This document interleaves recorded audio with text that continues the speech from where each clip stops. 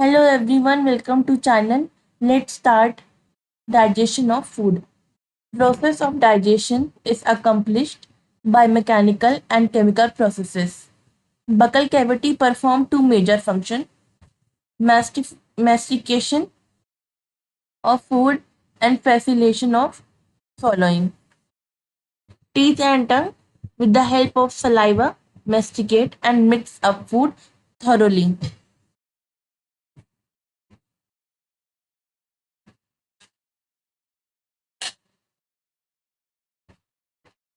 Mucus in saliva helps in lubricating and adhering the masticated food particles into a bolus. Bolus is then conveyed into pharynx and then into esophagus by swallowing, or called deglutition. Let's make notes.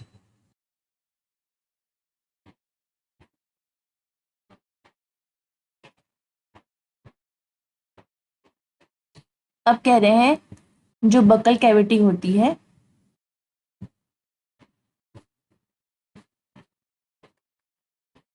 उसके दो major functions होते हैं।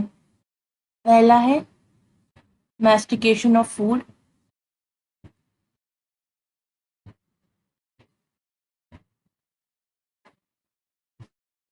और दूसरा है facilitation of swallowing।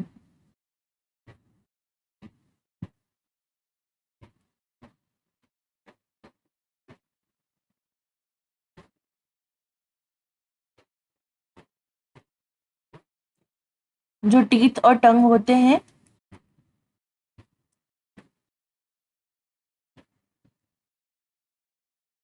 ये help करते हैं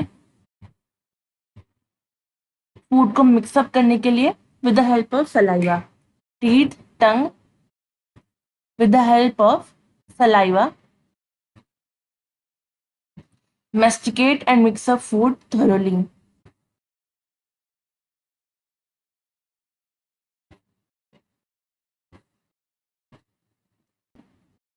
Mix up food thoroughly.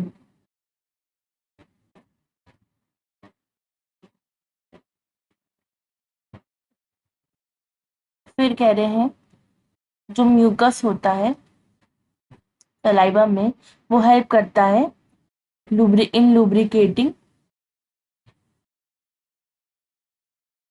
And adhering the masticated food particles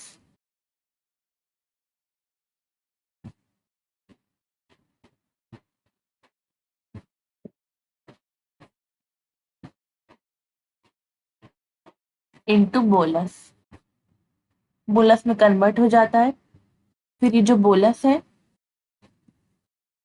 ये फेरिंग्स में जाता है,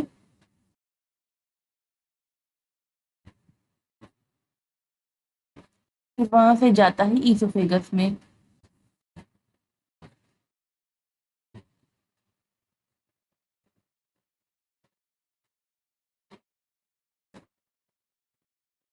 और इसको कहते हैं हम लोग, इस प्रोसेस को कहेंगे हम लोग swallowing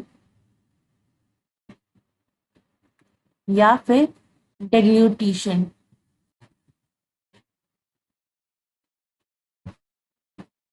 ओके, फिर कह रहे हैं जो ये बोलस है ये पास होता है थ्रू ईसोफेगस, मतलब नीचे जाता है बाय सक्सेसिव। पहले जाता है जो ईसोफेगस में गया ये,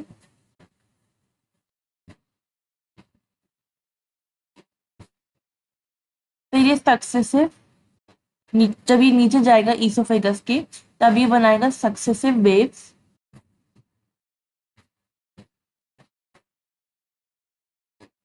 of muscular contraction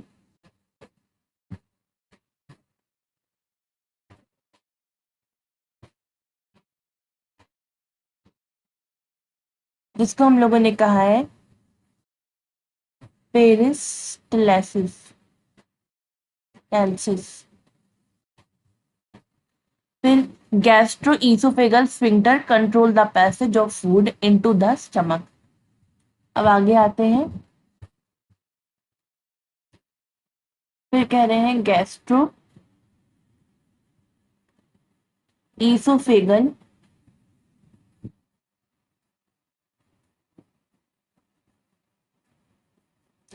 स्फिंक्टर।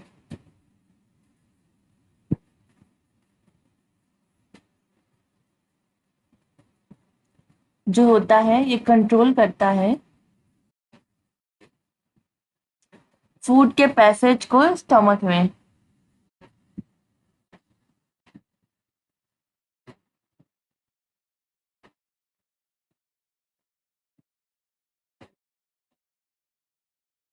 ठीक है। Saliva secreted into oral cavity contains electrolytes like sodium plus Na plus K plus Cl minus HCO3 minus enzymes salivary amylase and lysozymes। फिर कहते हैं कि जो सलाइवा है ये सेक्रीट करता है ओरल कैविटी में और ये सेक्रीट होता है सेक्रीट होता है ओरल कैविटी में और ये कंटेन करता है इलेक्ट्रोलाइट्स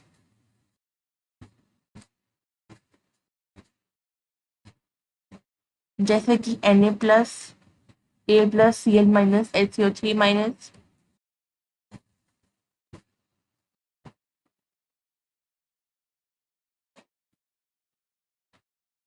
और एंजाइम्स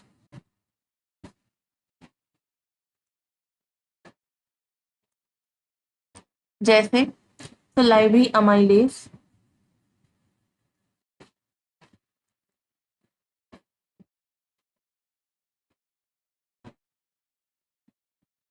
और लाइजोजाइम।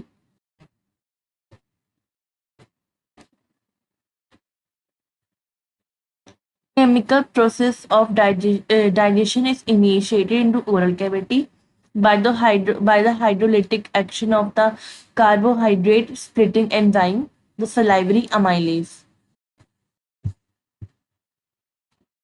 फिर कह रहे हैं जो डाइजेशन है वो ओरल कैविटी में स्टार्ट हो जाता है। पहले स्टार्ट होता है वो ओरल कैविटी में। ठीक है। किसके हेल्प से? By the hydrolytic action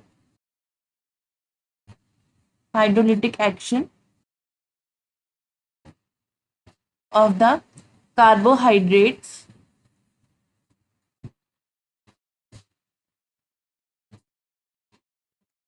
splitting enzyme। कौन सा? salivary amylase।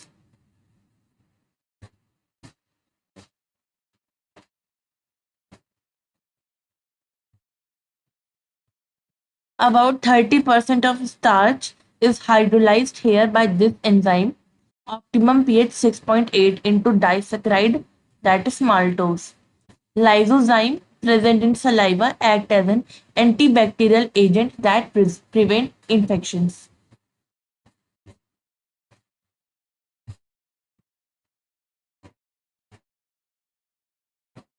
और कह रहे हैं ये सलाइवरी अमाइलेज 30% ऑफ स्टार्च तो ये हाइड्रोलाइज कर देता है। जैसे स्टार्च तो हम लोग ये माल्टोज में कन्वर्ट हो जाता है सलाइवरी अमाइलेज की प्रेजेंस में।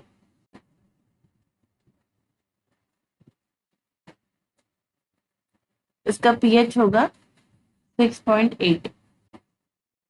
ठीक है, आगे पढ़ते हैं। जो म्यूकोसा है स्टमक का उसके पास गैस्ट्रिक ग्लैंड्स होते हैं।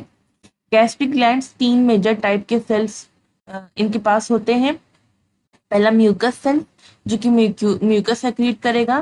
पेप्टिक या चीफ सेल्स ये सेक्रीट करेंगे प्रोएंजाइम पेप्सिनोजेन। और पेराइटल सेल या फिर ऑक्जेंटिक सेल ये सेक्रीट करेंगे HCl इंट्रिंसिक फैक्टर जैसे कि B12। ये एब्जॉर्प्शन के लिए बहुत इंपॉर्टेंट होता है। अब आगे आते हैं।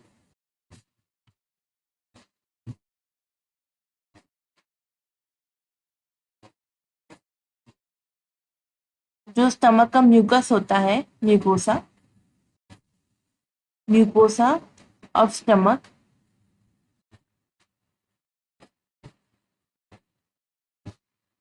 इनके पास गैस्ट्रिक ग्लैंड्स होते हैं।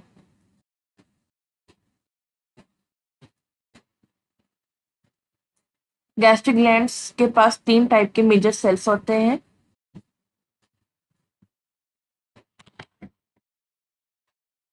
म्यूकस नेक सेल,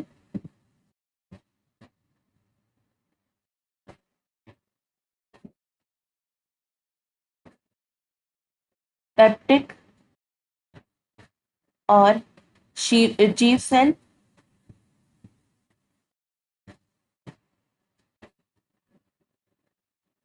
और पैराइटल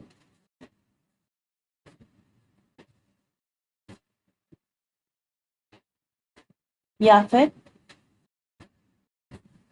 ऑक्जेंटिक सेल।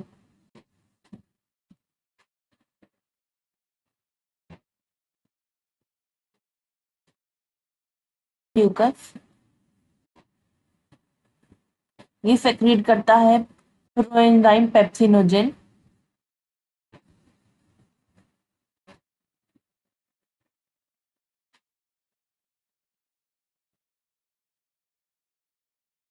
और ये सेक्रीट करता है HCl और इंट्रिंसिक फैक्टर।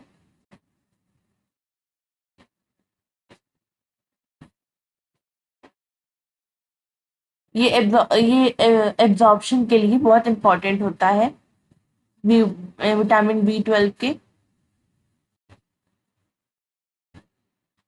स्टमक स्टोर करता है फूड 4 से 5 घंटे के लिए।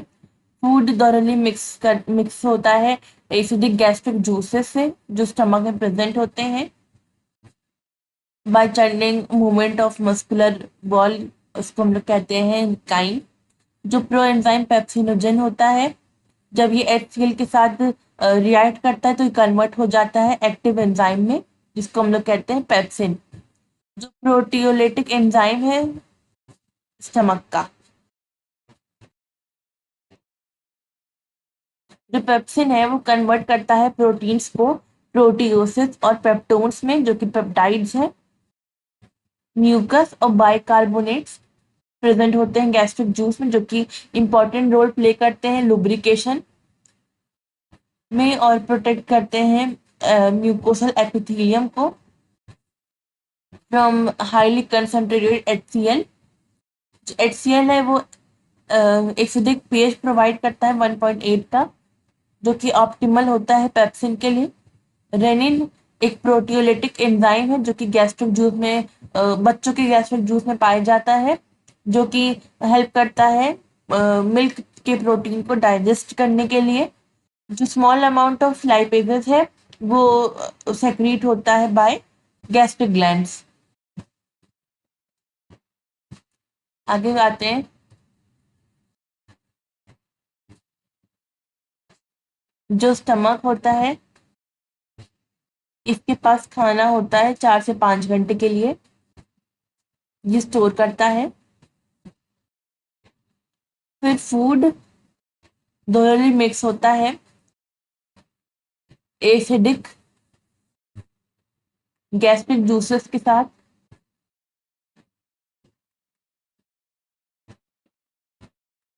by the churning movement of its muscular wall।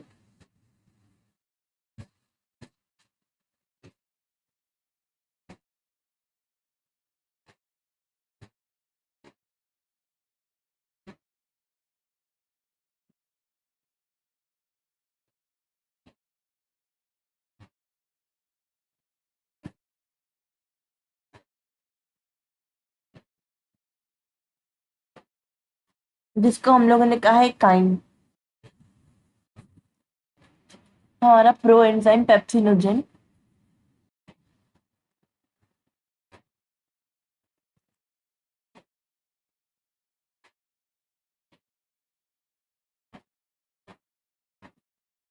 ये HCl के साथ कन्वर्ट होता है एक्टिव एंजाइम में।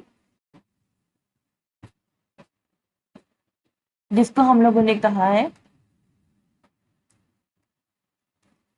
पेप्सिन। ठीक है, और पेप्सिन एक प्रोटियोलिटिक एंजाइम है स्टमक का।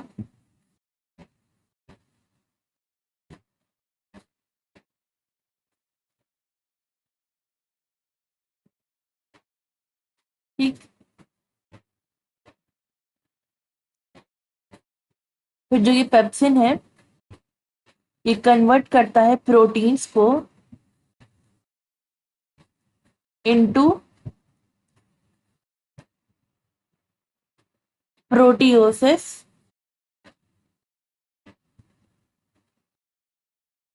And peptones.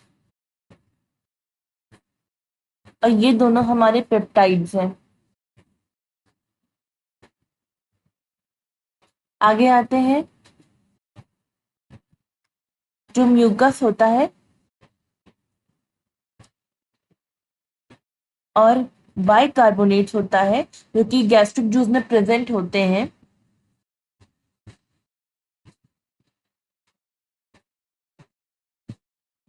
ये बहुत इम्पोर्टेंट रोल प्ले करता है लुब्रिकेशन में। म्यूकोसल एपिथेलियम को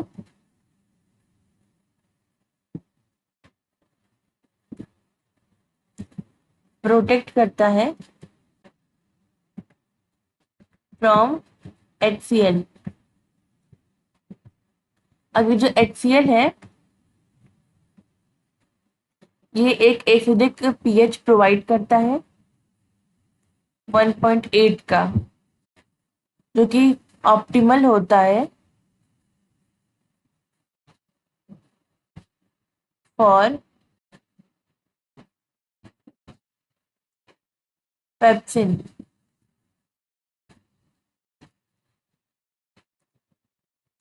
फिर आते हैं रेनिन। रेनिन क्या होता है? ये एक प्रोटियोलिटिक एंजाइम होता है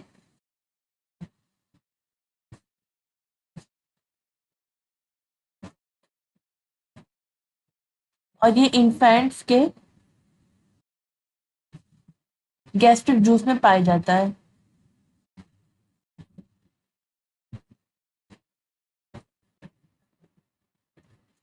मिल्क प्रोटीन के डाइजेशन में।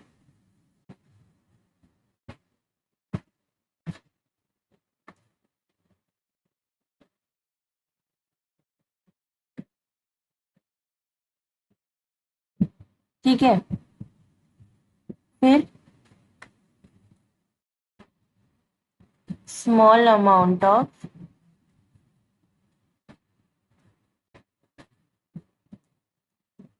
lipases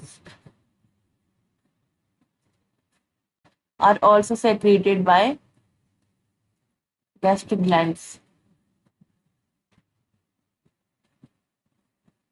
Various type of movements are generated by muscularis layer of small intestine. These movements help in thorough mixing up of food with various secretion in the intestine and thereby facilitate digestion. Bile, pancreatic juice, and intestinal juice are secretions released into small intestine. Pancreatic juice and bile are released through hepatopancreatic duct.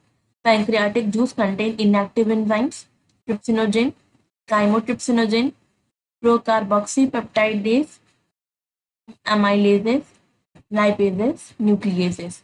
Trypsinogen is an active enzyme is activated by an enzyme enterokinase secreted by small intestinal mucosa into active trypsin, which in turn activates other enzymes in the pancreatic juice. Bile release into the duodenum contain bile pigment, bilirubin and biliverdin. Bile salts, cholesterol and phospholipids but no enzymes. Bile help in emulsification of fats, that is breaking down of fats into very small micelles. Bile also activate lipases. Let's make notes.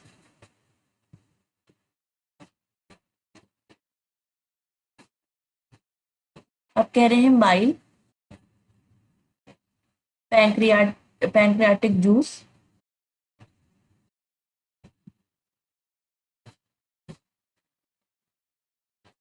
और intestinal juice.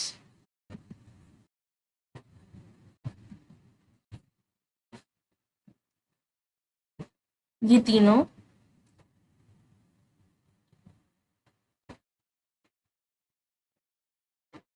These are the secretions, ये कहाँ release होता है? Small intestine में। जो pancreatic juice है और bile है, ये दोनों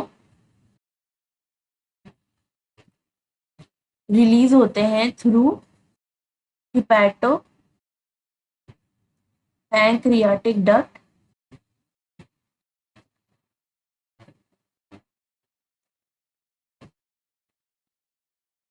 पैंक्रियाटिक जूस जो होता है, इनके पास इनएक्टिव एंजाइम्स होते हैं,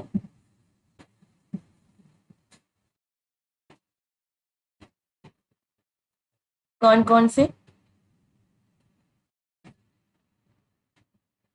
ट्रिप्सिनोजेन,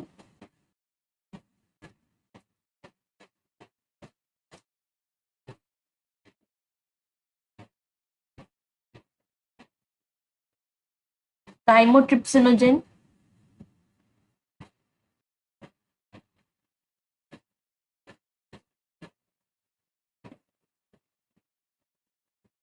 प्रोकार्बोक्सीपेप्टाइडेजेस,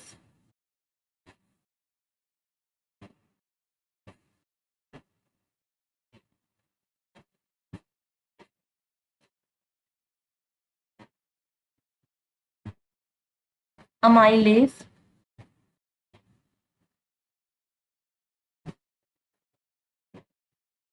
लाइपेज एंड न्यूक्लियेसेस। इसमें से जो ट्रिप्सिनोजेन है,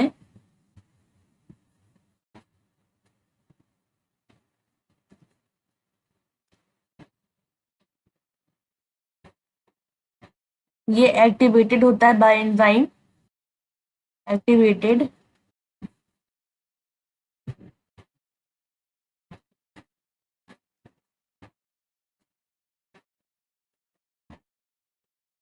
बाय एंजाइम जिसका नाम है एंटेरोकाइनेज, एंटेरोकाइनेज।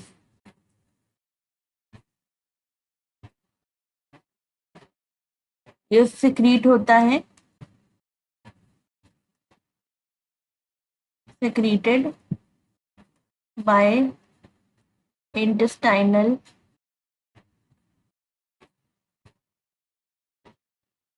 mucosa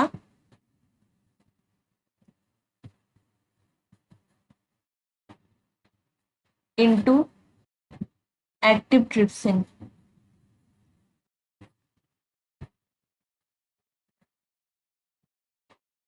जो बाइल है, ये हेल्प करता है इमल्सिफिकेशन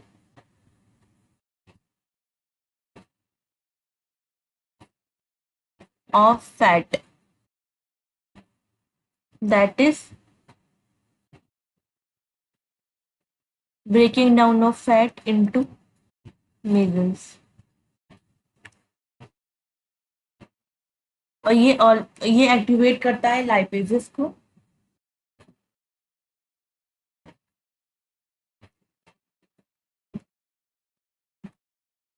फिर आगे आते हैं, इंटेस्टाइनल म्यूकोसल एपिथेलियम के पास गॉबलेट सेल्स होते हैं जो कि म्यूकस सेक्रीट करते हैं। Secretion of brush border cells of mucosa along with the secretion of goblet cell constitute intestinal juice, या फिर कहते हैं mucus entericus juice। This juice contains variety of enzymes like disaccharides, maltase, dipeptases, lipases, nucleosidases, etc।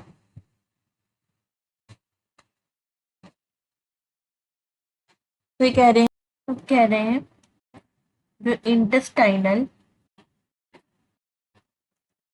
Mucosal epithelium है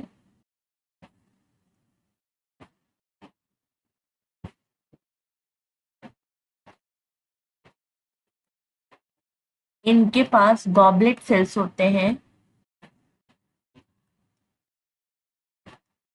goblet cells mucus secrete करते हैं।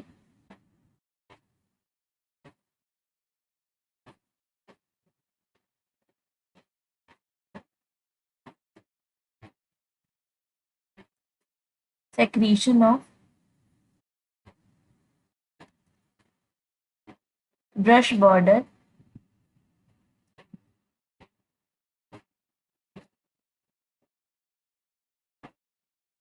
cells of mucosa along with secretion of goblet cell constitute intestinal juice।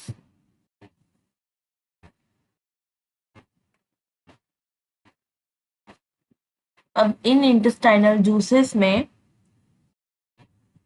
हम लोग को मिलता है variety of enzymes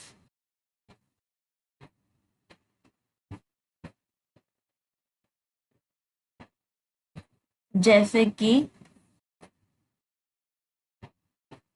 डाइफिक्राइड्स,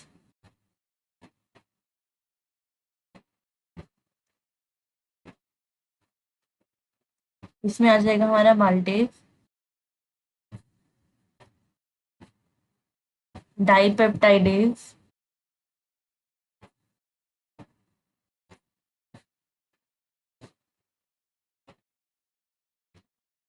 lipases, न्यूक्लियोसाइडेजेस, etcetera. और इन इन intestinal juice को हम लोग कहते हैं प्यूकस एंटेरिका। अब आगे आते हैं। Mucus along with bicarbonates from pancreas protect intestinal mucosa from acid as well as provide an alkaline medium pH 7.8 for enzymatic activities। Some mucosal gland, इसको हम लोग कहते हैं Brunner's gland, also help in this। फिर कह रहे हैं mucus along with bicarbonates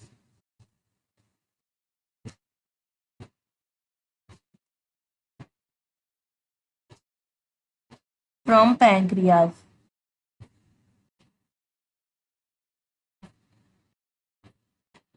protect करता है इंटेस्टाइनल म्यूकोसा को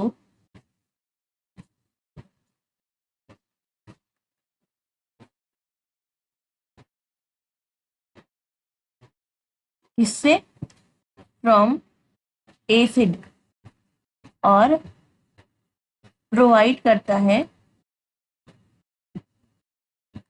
एल्कलाइन मीडियम जिसका पीएच है 7.8। किसके लिए? एंजाइमेटिक एक्टिविटीज के लिए।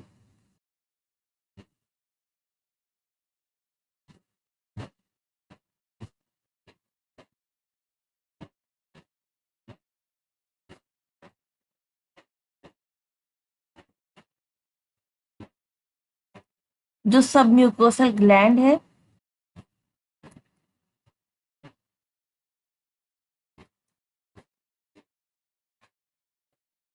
जिसको हम लोगों ने कहा है ब्रनर्स ग्लैंड,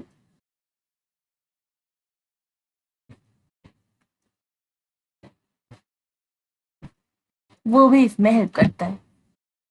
अब आते हैं आगे।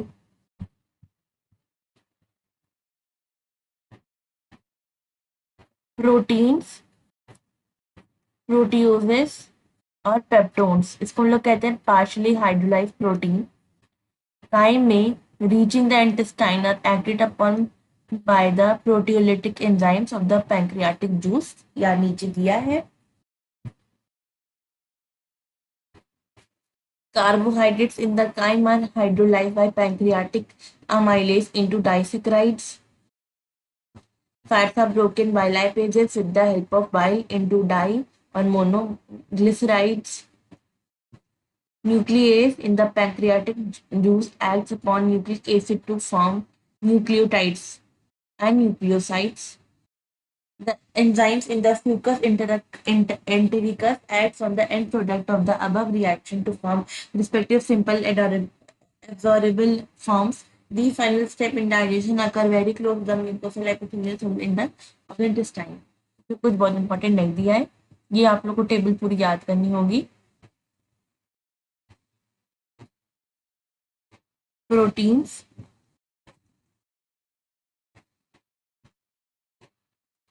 प्रोटियोसिस और पेप्टोन्स।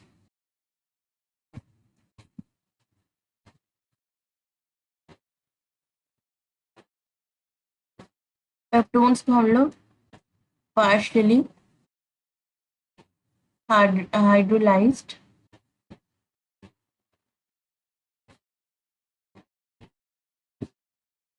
प्रोटीन्स भी कहते हैं।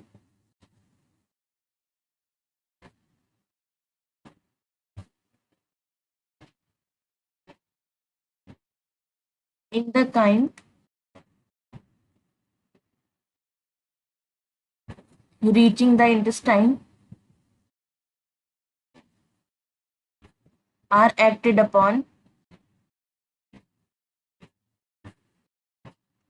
by the proteolytic enzyme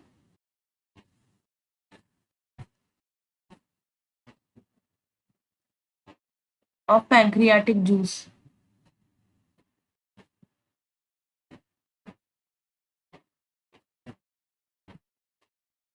Proteins, peptones, proteoses.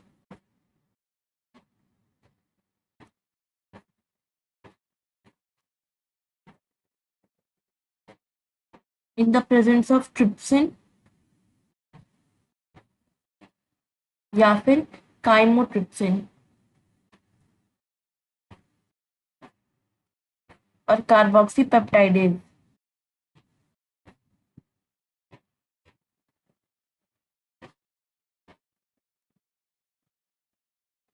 Convert करता है into dipeptide.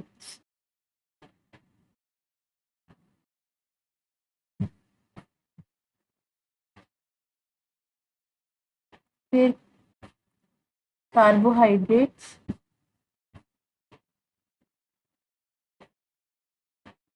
in the chyme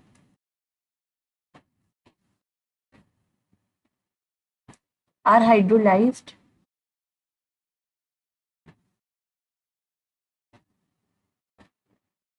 by pancreatic amylase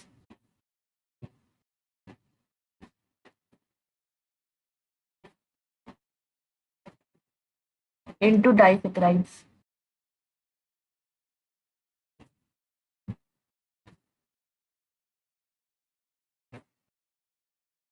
Polysaccharides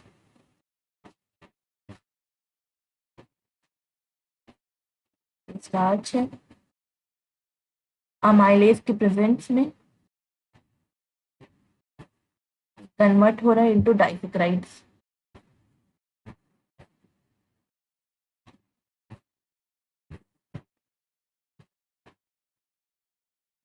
फिर कह रहे हैं जो फैट होता है वो ब्रेक डाउन होता है by lipases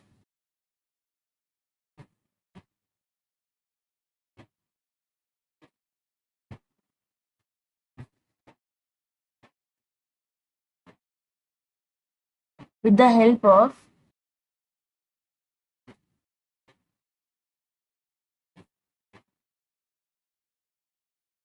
bi into diamonoglycerides.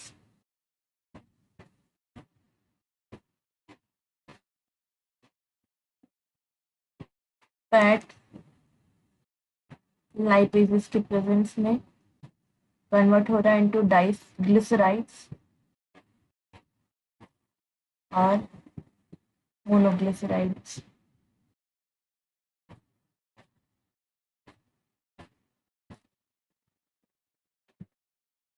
फिर आ रहे हैं आगे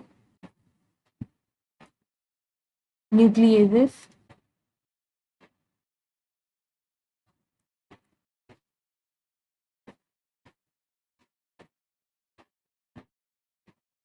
In the pancreatic juice,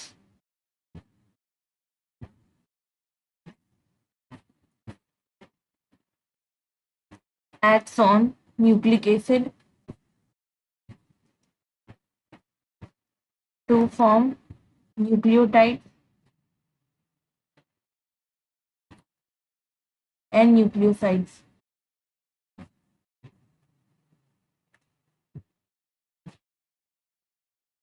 Nucleic acid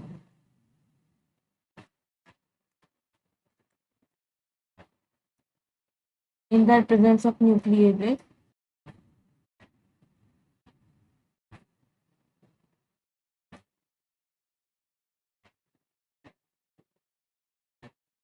nucleotides into an nucleoside. Dipeptides in the presence of dipeptidase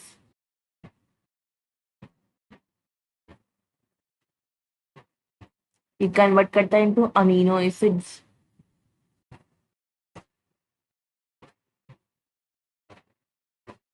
maltose को माल्टेज के प्रेजेंस में ये कन्वर्ट होता है इनटू ग्लूकोज प्लस ग्लूकोज।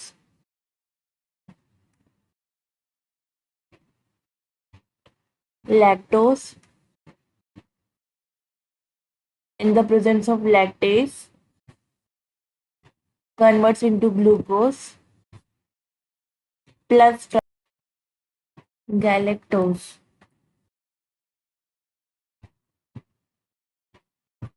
फिर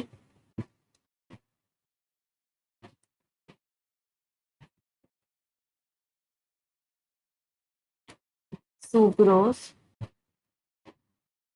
in the presence of sucrase converts into glucose plus fructose।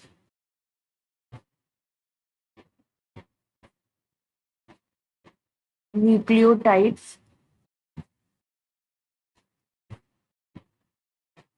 into nucleotidases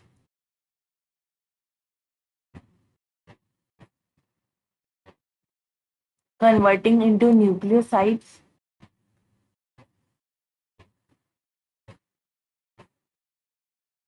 and this in the presence of nucleosidases converting into sugars plus base।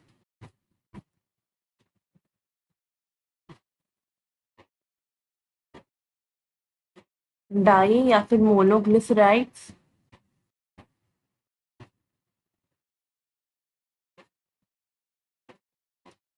in the presence of lipases converting into fatty acids and glycerols।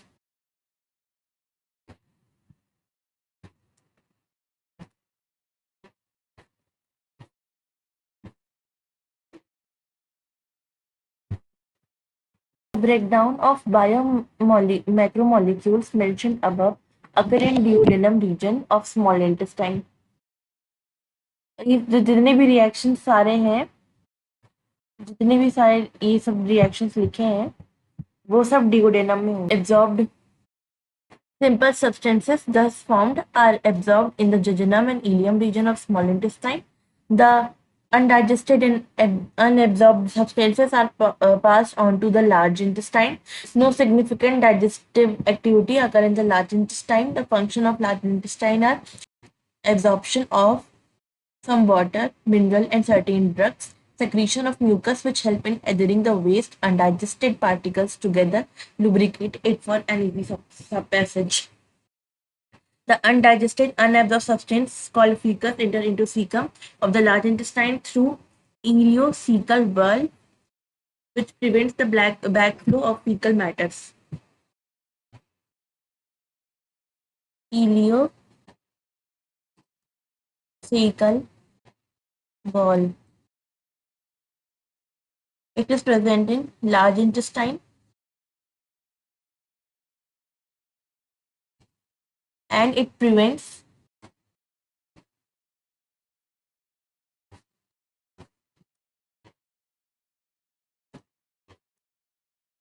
backflow of fecal matter.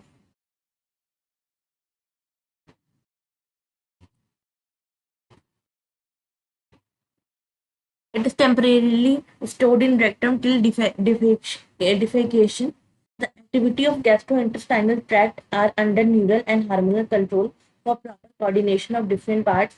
The sight, smell, and or presence of food in the oral cavity can stimulate the secretion of saliva. Gastric and intestinal secretion are also similarly stimulated by neural signals. The muscular activity of different parts of the alimentary canal can also be moderated by neural mechanisms, both local and through CNS. Hormonal control of secretion of digestive juice is carried out by local hormone produced by the gastric and intestinal mucosa. And our chapter is over now. Hope you like the section.